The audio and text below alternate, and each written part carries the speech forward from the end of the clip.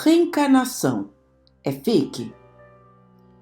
Se disséssemos a você que hinduísta acredita em reencarnação, budistas, tibetanos, indígenas, no culto aos voduns, candomblé, espíritas, na cabala judaica, Rosa-Cruzes, jainismo, sikhismo, wicca, teosofia, na antiga filosofia grega, e nós umbandistas também, e estamos longe de citar todos.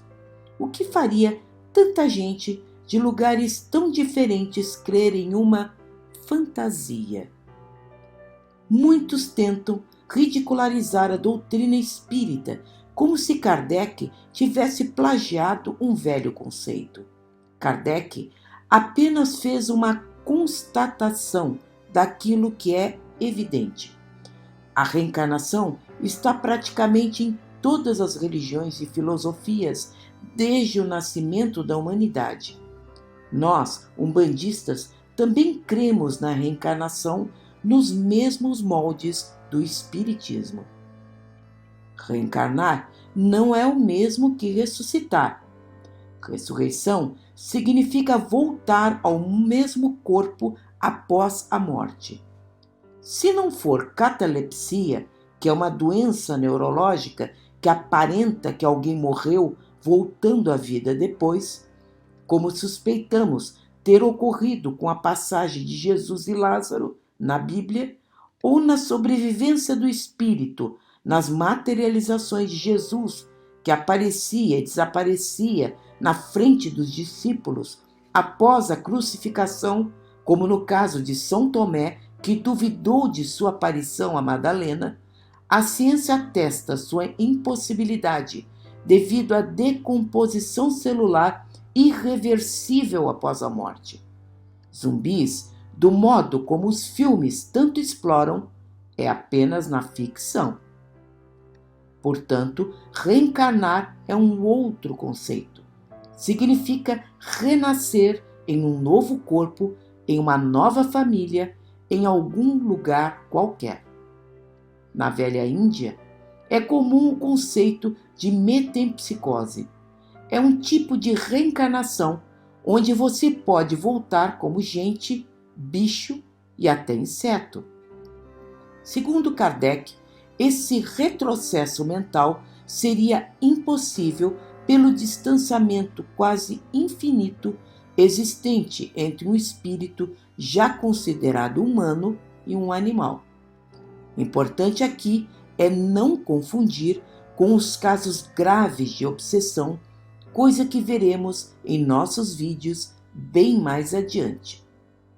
Já vimos no vídeo anterior por que nossa cultura religiosa aboliu o conceito de reencarnação. E também porque a maior parte dos cientistas ignoram, já que esse estudo não teria importância imediata, financeira ou tecnológica.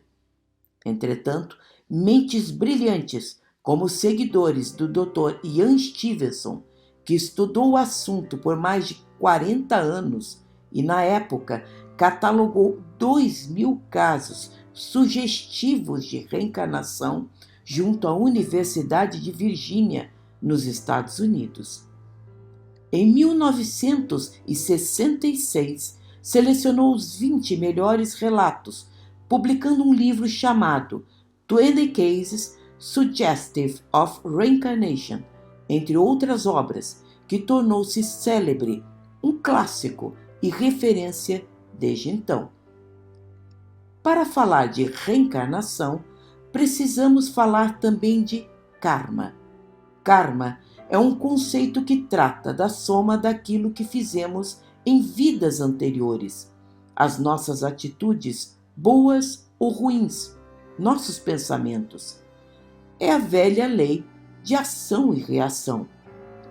O karma determina nossas próximas reencarnações e é uma das leis divinas mais importantes para qualquer espiritualista. Somente entendendo o que seria o karma e a reencarnação, vamos entender por que nascemos com alguma anomalia, alguma deficiência, porque sofremos ou somos felizes, porque nascemos em determinadas famílias e assim por diante. Nenhuma filosofia no mundo explica de forma tão clara, tão plena, quanto a reencarnação, fazendo de Deus um ser imparcial, justo, sem dar privilégios a ninguém, tornando as leis universais claras e muito simples de serem entendidas.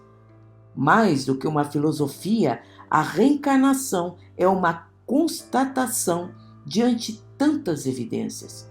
Em cada lar, em cada cidade ou país, há milhares de casos cujos relatos atestam sua veracidade.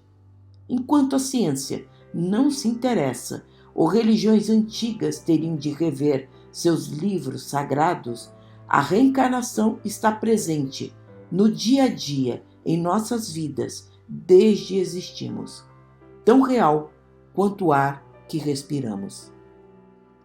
Gostou? Dê like, compartilhe em suas redes sociais. Muito obrigada por estar conosco.